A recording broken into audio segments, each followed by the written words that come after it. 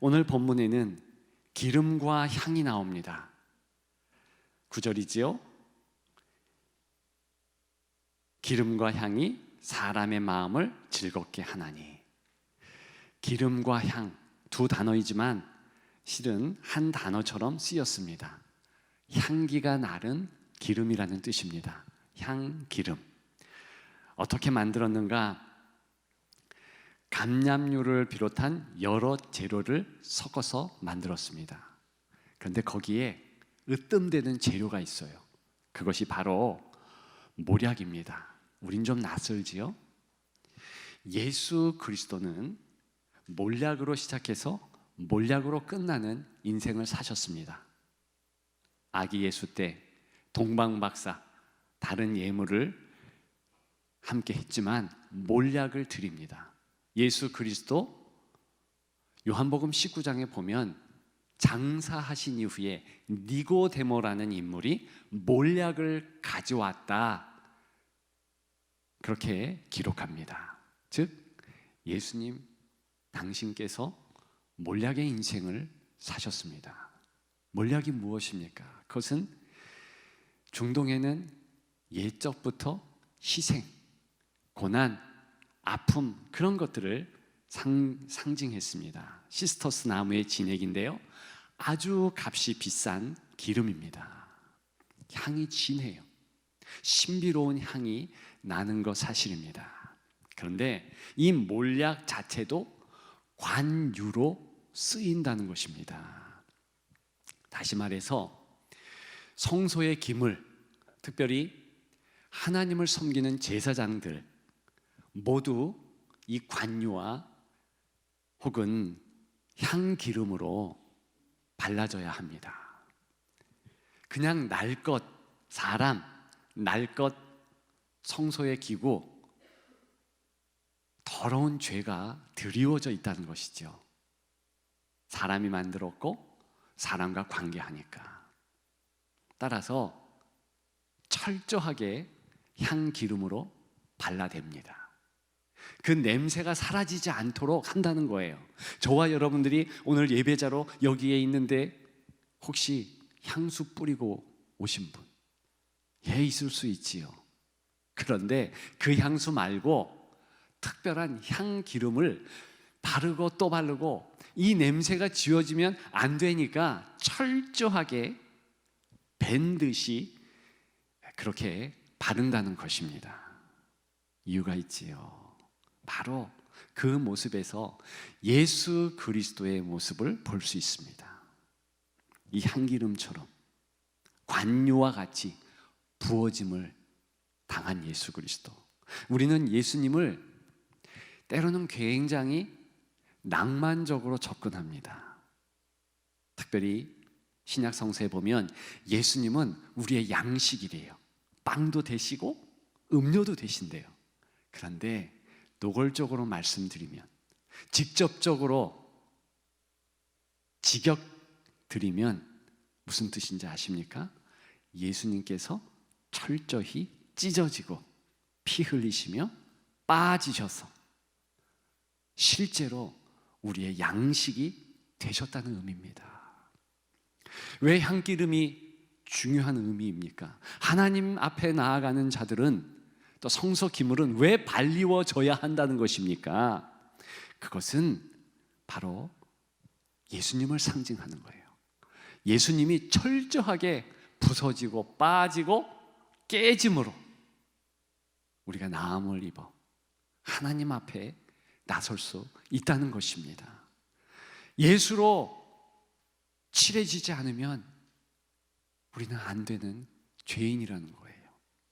다시 한번 우리의 탄식을 주목해 보겠습니다.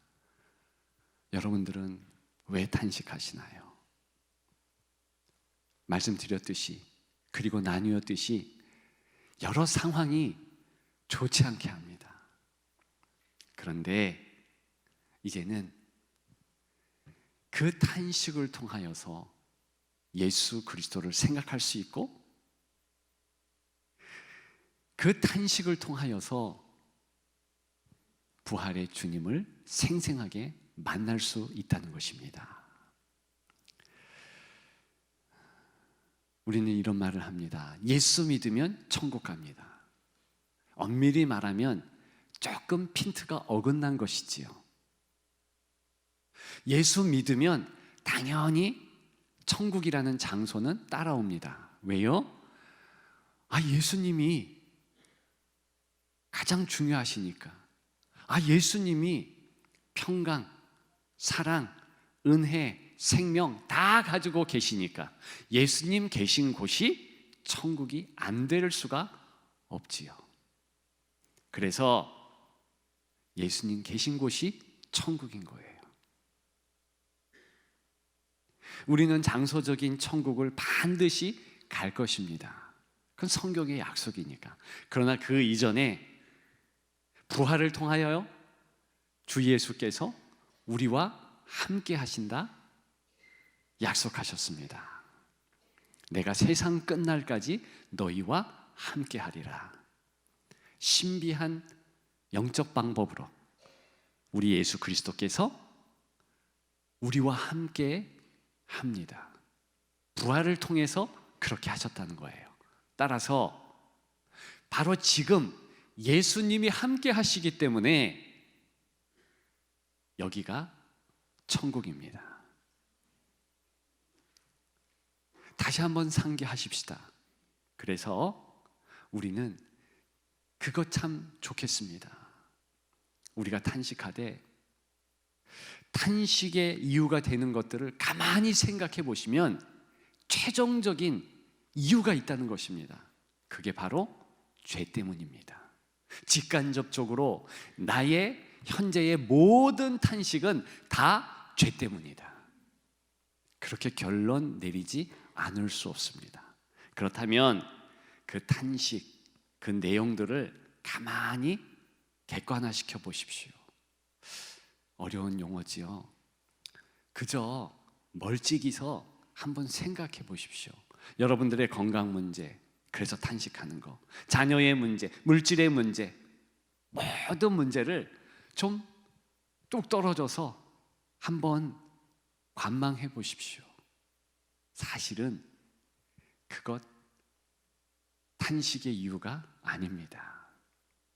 단 한 가지 우리 탄식의 이유는 그 뒤에 도사리고 있는 죄입니다. 그것 발견해서 주여, 바로 이 죄를 위해서 하나님이 탄식하셨고 하나님이 예수 그리스도 이 땅 가운데 보내셨고 부활케 하셨으므로 이 탄식이 다 해결될 줄 믿습니다. 그렇게 하면 정말 해결됩니다. 왜요? 오늘 본문을 보십시오. 여기 보니까 사람의 마음을 즐겁게 한다 그랬습니다. 이때 사람의 마음, 영혼을 이야기하는 거예요. 근본적인 탄식이 물러간다는 것입니다. 그것을 예수님이 행하신 거예요. 하나님이 탄식하셨고 예수 그리스도께서 십자가 지기 전 바로 질 때 탄식하셨습니다. 아버지여, 이 잔을 제게서 제하시옵소서.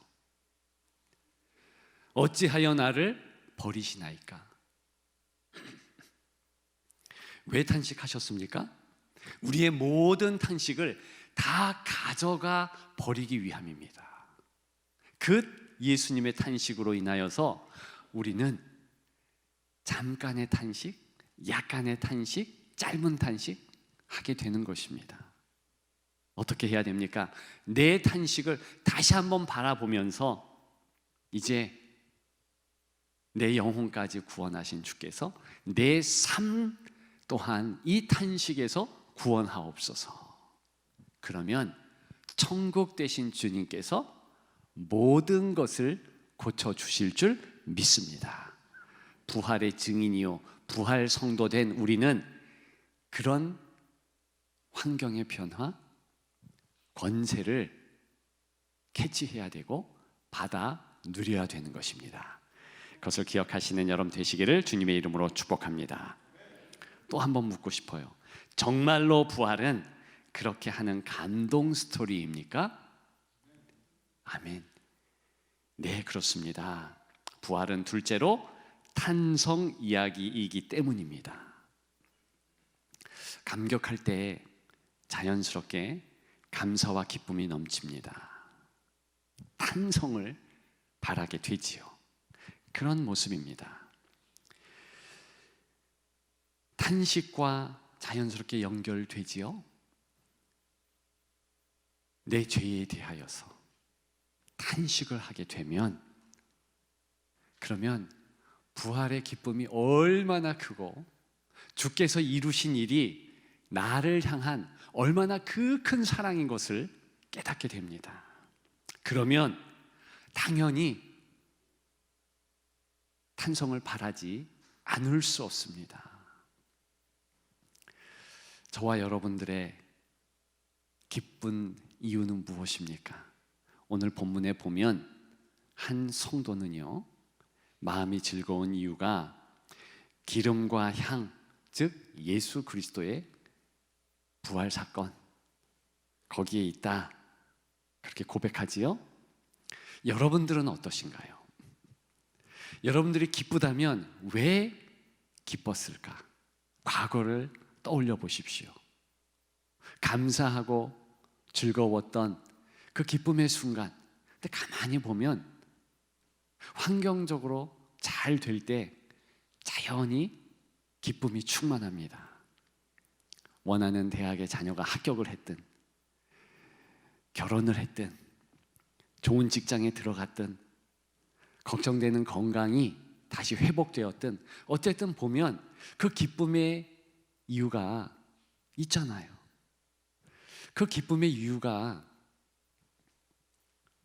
중요하지 않다는 것이 아닙니다. 가장 중요한 기쁨의 이유가 따로 있다는 거예요. 그 유일한 기쁨의 원천이 무엇입니까?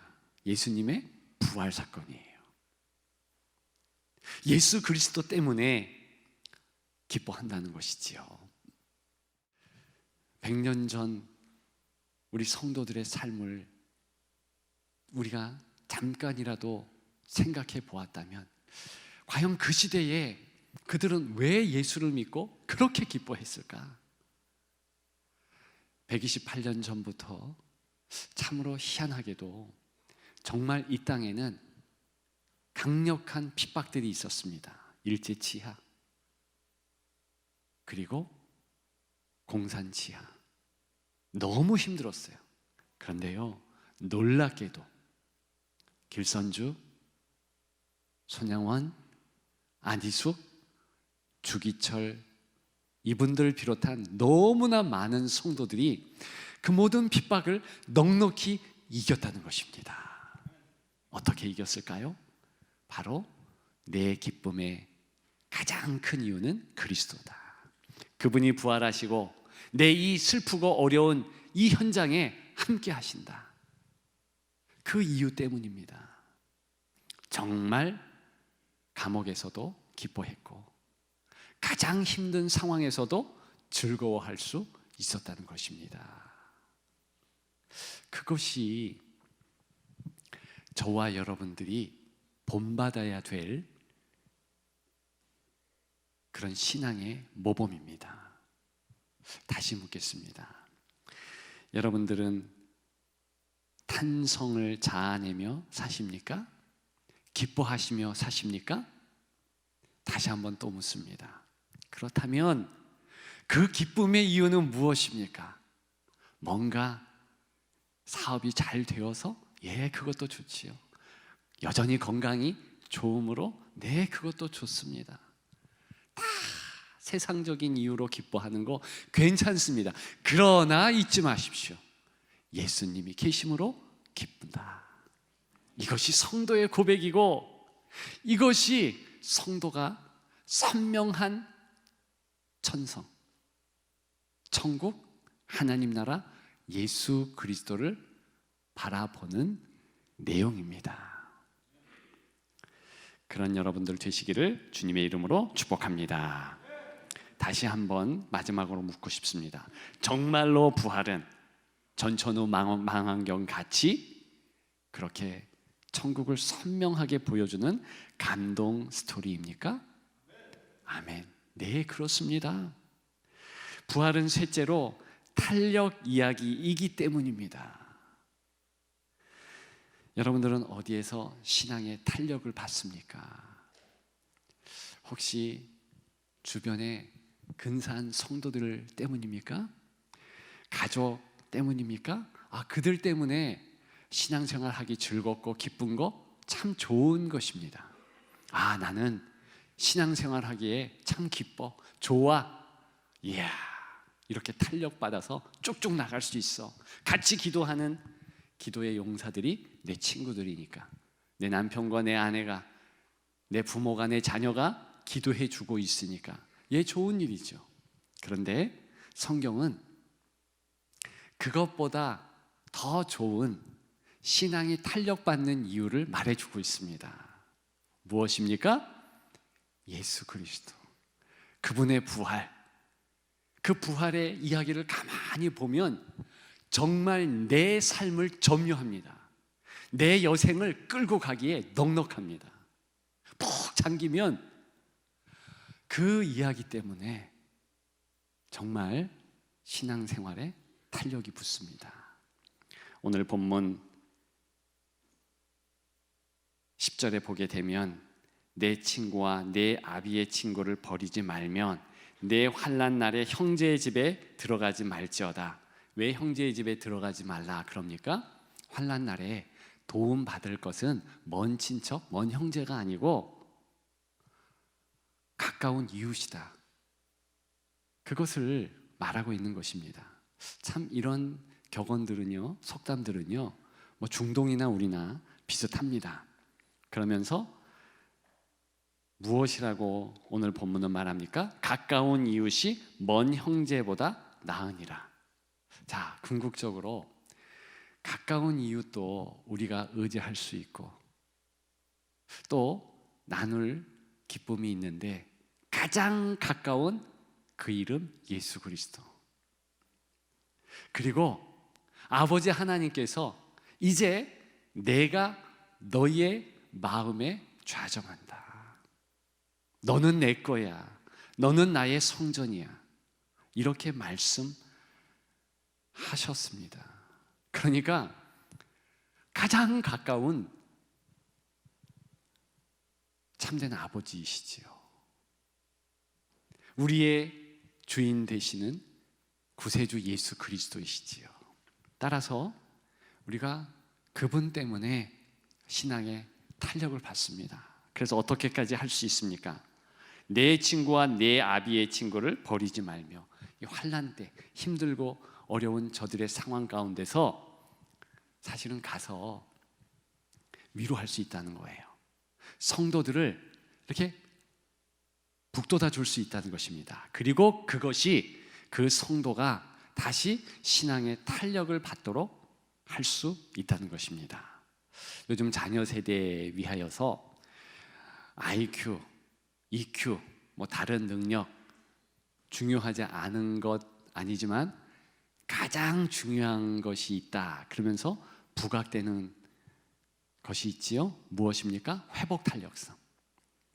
똑같은 A, B, C 이 세 사람인데 어떤 사람은 똑같은 이유로 똑같은 상황의 A, B, C인데 어려움이 있어요. 똑같은 또한 어려움입니다. 근데 어떤 사람은 무너져 버리고 A는 무너지고 B는 괜찮으며 C는 오히려 더 잘 돼. 왜 그렇습니까? 회복 탄력성 때문에 그렇대요. 어려움이 있지만 그 어려움을 주춧돌 삼아 일어나는 사람이 있다는 것이지요. 저는 한 책에서 감동스럽게 그러나 좀 잔잔하게 뭉클게 하는 그런 한 엄마의 사연을 접했습니다. 60세가 조금 넘으신 분인데요, 갑작스럽게 남편을 떠나 보내셨습니다. 친정 모친마저 하직했습니다. 그 엄마를 걱정하는 딸에게 바로 그 엄마가 이야기하는 것입니다. 엄마는 태어나서 처음으로 내일이 궁금해져. 누굴 만날지, 어디로 갈지 모르는 설렘과 기대 때문이야. 보통 60세가 넘고 남편이 죽고 친정 모친마저 갑자기 떠났다면 마음이 무너지잖아요. 그렇지 않습니까? 그런데 이 엄마는 안 그런 거예요. 그 사실이 저에게 잔잔한 감동을 주었고요. 이 딸도 보십시오. 그 엄마에게 감동해서요, 같이 525일 동안 세계 일주를 합니다. 그리고 책을 내요. 이 엄마가 예수를 믿었을까요? 안 믿었을까요?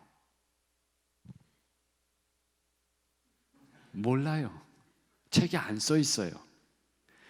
그러나 확실한 것은 그런 어렵고 힘든 상황을 다른 관점으로 보는 것은 원래 예수 믿는 성도의 모습이라는 거, 그건 확실하게 말씀드릴 수 있어요. 성도는요, 어떤 환경이든 괜찮습니다. 회복할 수 있어요. 이길 수 있어요. 승리할 수 있습니다. 왜요? 한 번 더 말씀드리지만 부활하신 예수 그리스도, 천성, 천국, 하나님 나라 자체 되신 그리스도께서 함께 하니까 그 이유로 모든 것을 이길 수 있는 것입니다. 다시 한번 여러분들의 상황에 주목해 보셨으면 좋겠습니다. 환난 날이십니까? 여전히 힘듭니까? 어렵습니까? 내면으로 답하시기를 소망합니다. 괜찮습니다. 괜찮습니다. 괜찮습니다. 예수님 때문에. 그런 여러분들 되시기를 주님의 이름으로 축복합니다. 요즘 이런 식으로 말하는 게 유행이랍니다. 엄마 없이는 못 사는데 엄마랑은 못 살아. 무슨 얘기인지 모르시죠? 한 영화에 나온 엄마를 향한 딸의 대사인데 그 대사가 사람들의 고개를 끄덕이게 한대요. 명대사예요.